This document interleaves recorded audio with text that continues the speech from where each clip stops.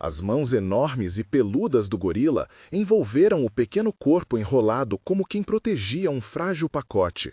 A cena aconteceu numa clareia úmida da mata, sobre folhas que pingavam água, enquanto pássaros calavam o canto e só se ouvia o respirar ofegante daquele primata. Era uma imagem impossível, um animal selvagem segurando um bebê humano como se fosse seu filhote.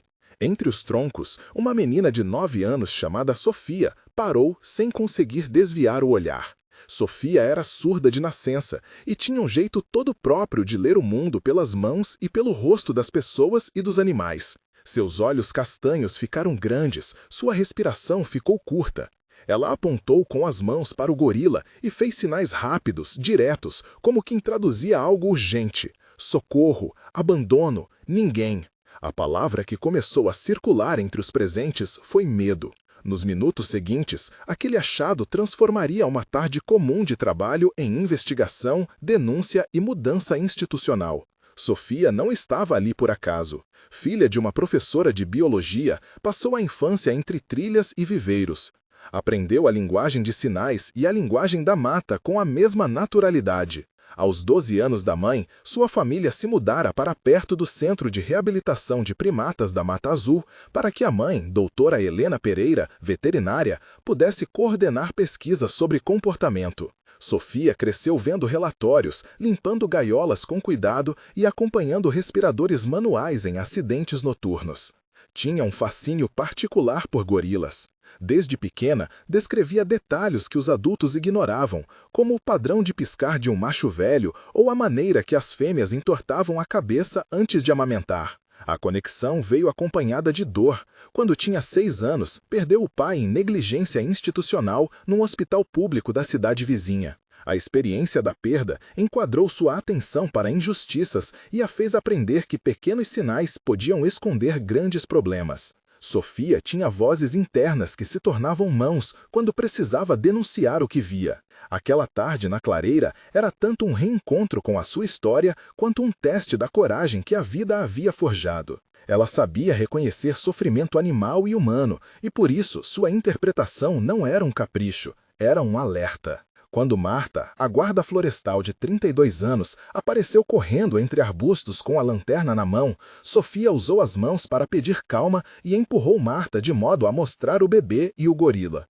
Marta checou o pulso do recém-nascido com dedos práticos, sentiu a pele fria e ouviu o murmúrio rouco do primata. Marta falou baixo para Sofia e em seguida para o rádio. Ele está vivo. Temos um bebê. Preciso de apoio. Pelo rádio, João, fotógrafo do centro, e Luísa, coordenadora de voluntários, chegaram em minutos. João se aproximou com cuidado e fez perguntas em voz baixa. Marta descreveu as marcas na nuca do bebê e um cheiro forte de querosene que vinha do pano em que ele estava enrolado. Marta falou baixo para Sofia e em seguida para o rádio. Ele está vivo. Temos um bebê. Preciso de apoio. Pelo rádio, João, fotógrafo do centro, e Luísa, coordenadora de voluntários, chegaram em minutos. João se aproximou com cuidado e fez perguntas em voz baixa. Marta descreveu as marcas na nuca do bebê e um cheiro forte de querosene que vinha do pano em que ele estava enrolado. Luísa, com mãos calejadas, tentou embalar o bebê como quem o abraçava. Houve um diálogo rápido e tenso entre eles, cheio de trocas concisas. Marta disse: "Neste lugar?" Sofia respondeu com sinais e palavras curtas. "Nós não podemos deixar ele aqui." João falou: "O gorila não vai agredir se nos mantivermos calmos. Observe, observe." Luísa perguntou: "Como chamamos a polícia?" Marta respondeu: "Já chamei a base. Vão mandar o inspetor Marcos da Delegacia Ambiental e a doutora Helena para avaliar." O tom era de urgência, mas também de reverência ao gesto do animal que parecia entender que o bebê era mais do que um objeto descartável. Aquela reação humana imediata ajudou a transformar a cena em um caso que precisaria de documentação e de provas. A palavra denúncia foi repetida nos minutos seguintes. Enquanto esperavam, Sofia ficou perto do gorila, que a olhou com uma mistura de alerta e proteção. Ela ergueu as mãos e tocou o ar, como sinal de agradecimento, e murmurou para si mesma: "Obrigado." Quando a equipe técnica chegou, iniciou-se a primeira checagem oficial. Doutora Helena examinou o bebê com luvas, notou hematomas recentes no ombro e um pequeno corte no couro cabeludo. Houve troca de perguntas entre ela e o inspetor Marcos, que anotava cada detalhe. A conversa desdobrou-se em 8 trocas de voz entre os presentes, cada uma mais ajustada que a anterior. Doutora Helena perguntou: "Quando foi visto pela última vez em condição hospitalar?" Marta respondeu: "Não temos registro." Marcos perguntou: "Havia câmeras no entorno?" João disse: "Só as de placa do centro, mas lá embaixo da estrada os postos de saúde têm câmeras." Luísa observou: "O cheiro de querosene pode indicar tentativa de ocultação." Doutora Helena replicou: "Precisamos de um laudo antropológico e médico emergencial." A tensão aumentou ao perceberem que aquele bebê poderia ser a ponta de um fio que puxaria uma trama maior. Foi acionado o Centro de Atenção à Criança, representado por Beatriz, assistente social, que prometeu abrir um acolhimento imediato e buscar documentos que confirmassem a ausência de registro no hospital regional. Pouco depois, a equipe se reorganizou para obter respaldo institucional. Houve telefonemas ao diretor do Centro de Reabilitação, Alberto Gomes, ao Ministério Público Ambiental por meio da promotora Patrícia Rocha e ao secretário municipal de saúde, Rafael Costa. O diálogo técnico ganhou terminologia que explicava o processo de forma acessível. Era preciso um mandado de busca para acessar imagens e prontuários, uma autorização de transferência para levar o bebê a um abrigo e um pedido formal de perícia para identificar marcas e sinais de abandono. Em linguagem simples, mandado para acessar arquivos, perícia para documentar lesões, custódia temporária para garantir segurança. Doutora Helena explicou em 300 caracteres. A perícia médica vai verificar o tempo das lesões, exames toxicológicos detectam substâncias como querosene e análises de DNA confirmam vínculo ou ausência dele. Marcos garantiu que conseguiria um mandado ainda naquela noite, mas avisou que o diretor Alberto poderia bloquear o acesso por pressão política. Houve troca tensa com Alberto pelo telefone. Ele disse: "Vocês não vão trazer minha unidade para a mídia assim." Marcos respondeu: "Isso é investigação, diretor, e a lei prevê acesso nessas circunstâncias." A tensão institucional se tornou visível. A entrada na estrutura administrativa do caso revelou o que viria a ser o nó do problema. A visita aos arquivos do Hospital Municipal Santa Cecília, provocada por ordem judicial, trouxe documentos divergentes. Planilhas financeiras assinadas por Carlos Ferreira, contador do hospital, mostravam repasses que não batiam com os extratos bancários. Contratos de terceirização de leitos infantis, assinados por Renata Silva, enfermeira-chefe, continham lacunas e termos inverossímeis. Ao mesmo tempo, registros de altas e de transferência de recém-nascidos estavam incompletos ou falsificados. Em voz direta, Patrícia leu um trecho. "Há um batido padrão de assinatura em prontuários que foi alterado." Luísa perguntou: "Quem lucra com isso?"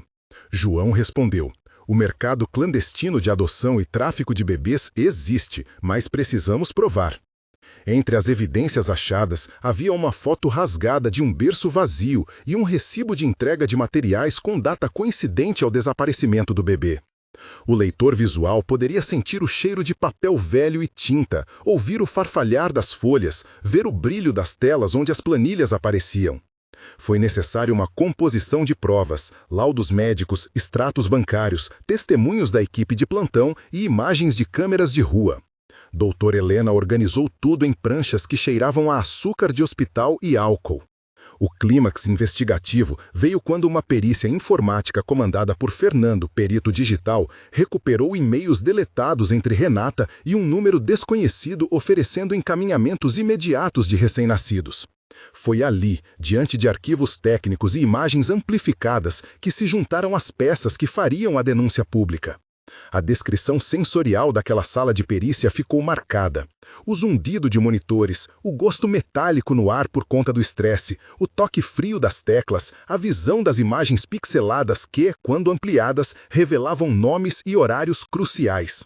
O momento de tensão foi extenso e intenso. Ao convocarem Renata para depor, houve um confronto que durou mais de meia hora e que deixou todos com o coração apertado.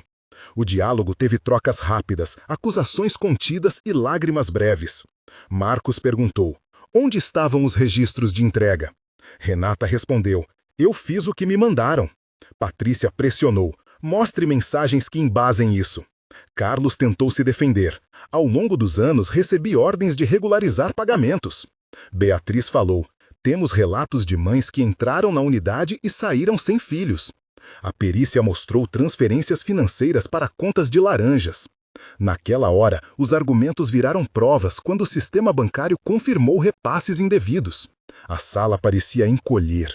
O leitor sentia o ar pesado, ouvia o clique nervoso de canetas e via gotículas de suor na testa dos envolvidos. Esse momento de tensão durou cerca de 6 parágrafos e somou mais de 500 caracteres de descrição, um ponto alto que antecipou consequências.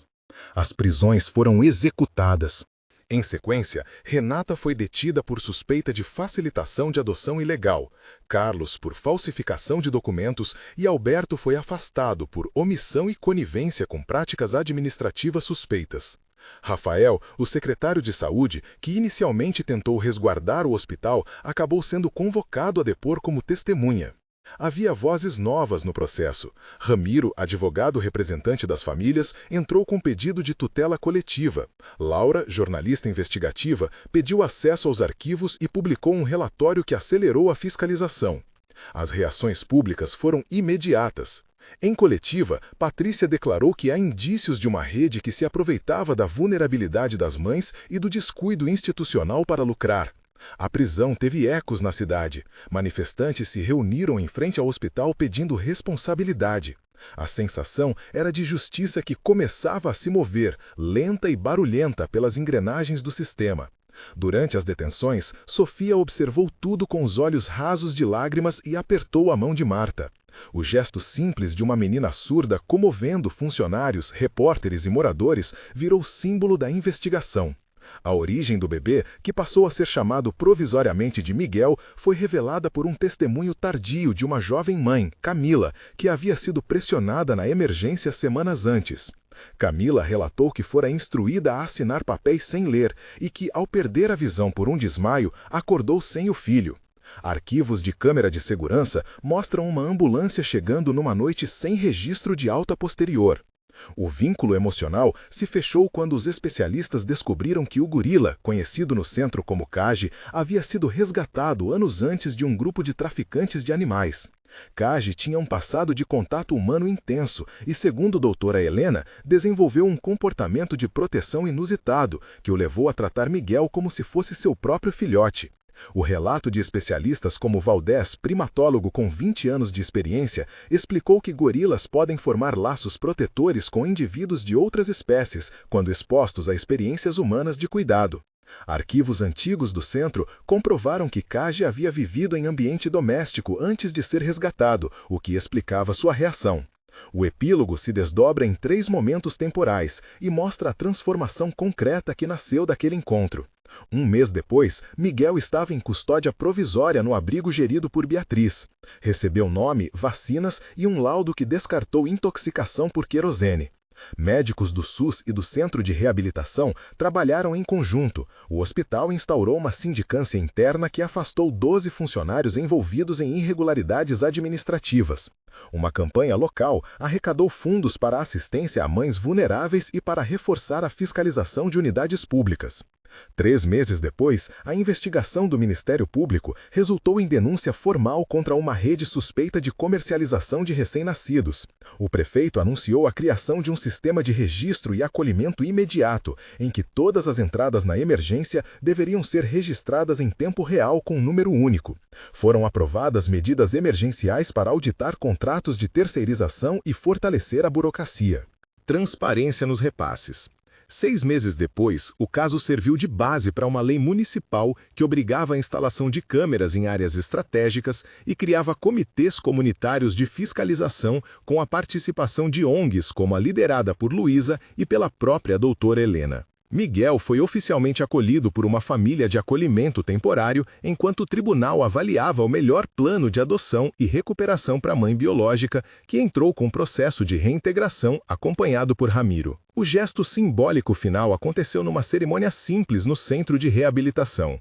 Kaji, o gorila, segurou de leve a mão do bebê através de um vidro especialmente instalado para visita controlada. A imagem percorreu redes sociais e mídias nacionais como símbolo de que atenção salva vidas. O número de denúncias sobre abandono infantil nas unidades de saúde aumentou e, paradoxalmente, isso sinalizou uma maior confiança do público em participar do sistema de controle social. Em palavras de Patrícia, aquilo provou que a vigilância cidadã e a ação institucional podem convergir. Se você ficou com o coração apertado como nós, conte nos comentários.